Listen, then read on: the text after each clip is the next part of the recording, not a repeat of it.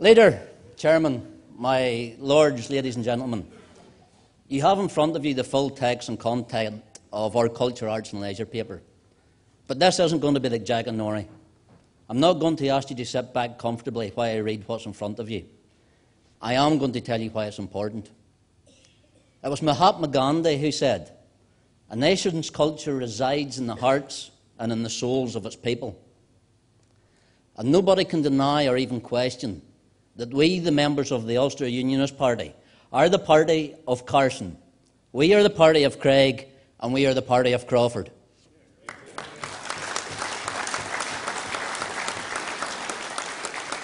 No one can deny that the Unionists of Ulster have a deep, abiding link to our history and our culture. And no one can deny that it was our forefathers who took that culture throughout the old world and the new. And no one can deny that through our culture we continue to take a stand for our civil and religious liberty. And that is why I am proud and humbled to be the Ulster Unionist Party's culture spokesman. Our culture identity is an important aspect of our make-up. And it is in that respect our Ulster Scots heritage, culture and language is something that our enemies continue to attack and starve of resources. Those who attack our culture do so because they seek it to replace it with another, irrespective of cost or consequence. And that is why we in the Ulster Unionist Party will oppose the implementation of an unnecessary Irish Language Act or Irish language legislation, which would be costly, especially within the context of the current economic climate, and it will be overtly divisive.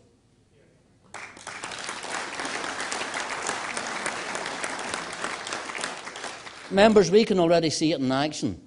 The current Sinn Féin Minister's pet project, LOIFA, which has the sole purpose to promote the use of Irish language. When I questioned her a year ago, how much would that project cost? £2,370.56. And to a Ballymena man, the 56 pence is important. Members, how much has it cost to date? A development officer in the region of 30,000. A bursary scheme, which had to be advertised twice to fill all the places for the people going to Galway, 25,000. And today in Belfast, a birthday party for the LOIFA, where everyone who signed up will get a present, so another few thousand. Members, that's roughly £60,000 in the same year that saw the Northern Ireland branch of the Royal Scottish Pipe Band Society Piping and Drumming School. Their budget was cut in half. The Ministerial Advisory Group for the Ulster Scots Academy has witnessed its budget cut from a proposed £2 million a year to £250,000 per year.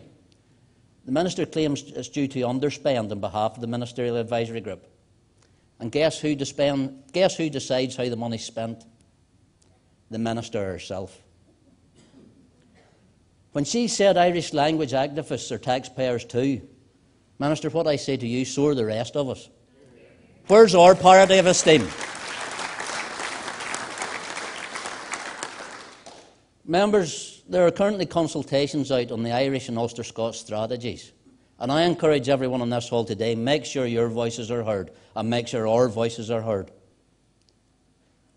But also holding a brief that covers sport in Northern Ireland.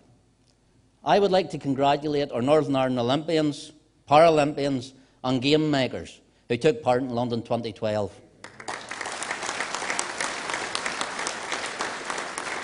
Whether they were medal winners or not, the determination, drive and commitment to get to that standard must be commended. But not wanting to detract from those sportsmen and women, where is our legacy of facilities? The Olympic pool in Bangor, which we were promised would be in place to attract teams to train in Northern Ireland. Well, I hope it's ready in time for Rio in 2016. It'll be a long way to travel to practice. But then I suppose I can't really blame Carl for that. But what of the other projects that quietly disappeared under the DUP's watch when Nelson McCausland was Minister? Do the members here from Downpatrick remember the cycling velodrome you were promised?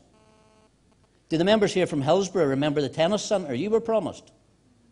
Do the members here from Ballyholme remember the sailing facility you were promised? Or do the members from Antrim remember the athletics track you were promised? Or the members from Lisburn, do you remember the basketball centre you were promised? But then again, those promises were before the last election, weren't they?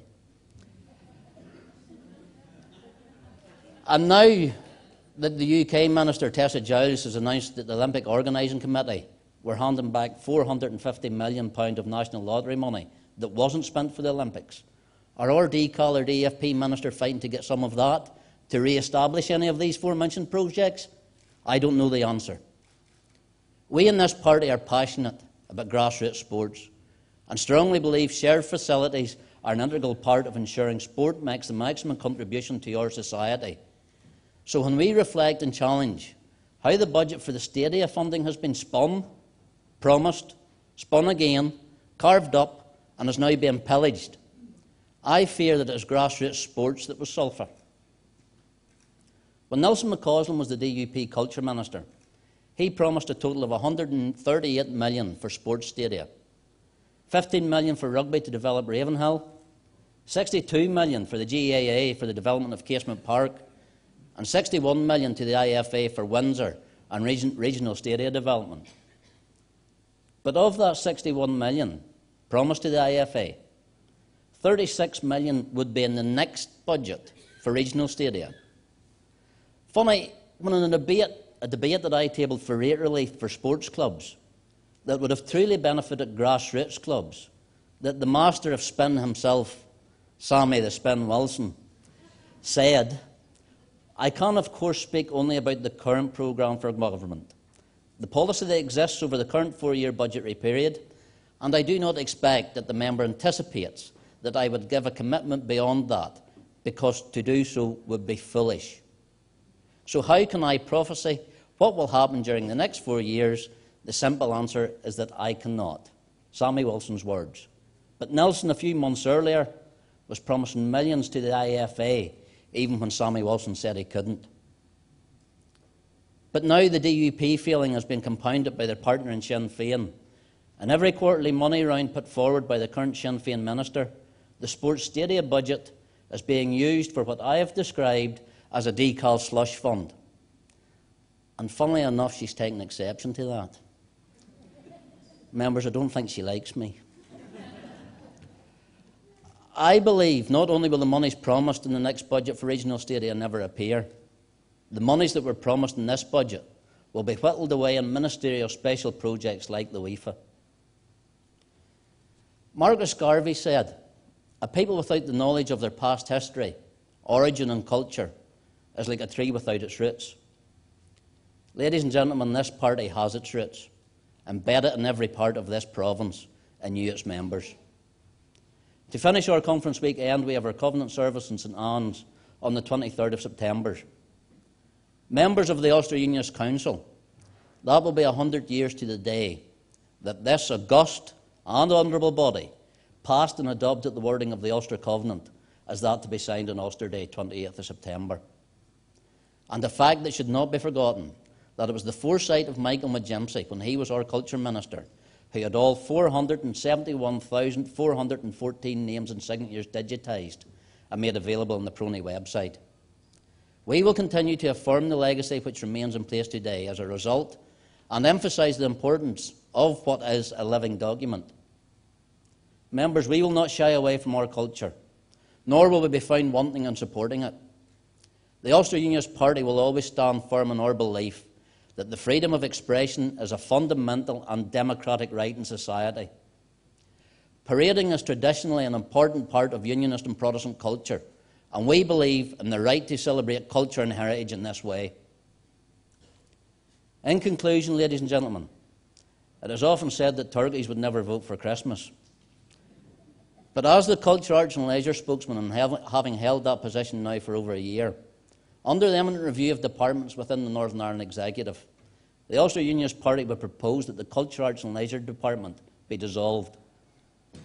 That is due to the fact that currently 80% of its budget is administered by arm's-length bodies.